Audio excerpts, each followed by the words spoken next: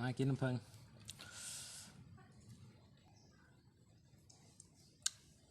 7 บาทน้ำผึ้งสดผึ้งเดินหา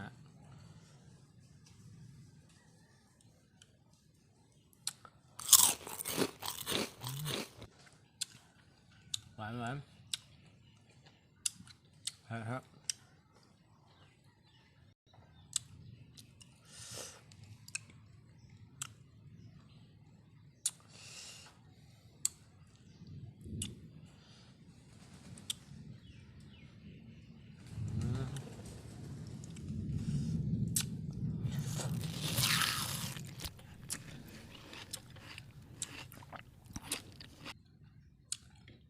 ครับครับ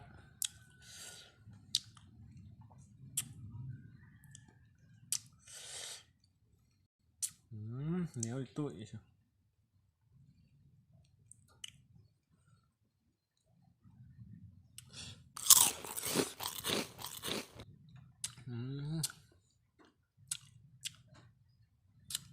แซ่บธรรมดาแซ่บไปเลยเหรอเหนียวตุ้ยหวานก็หวาน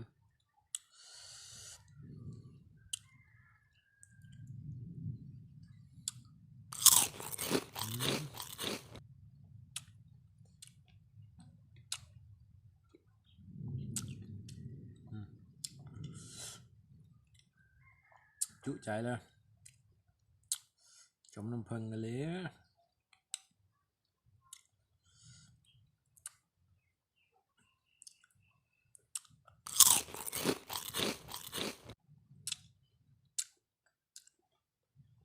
แซ่บบุคุณนะ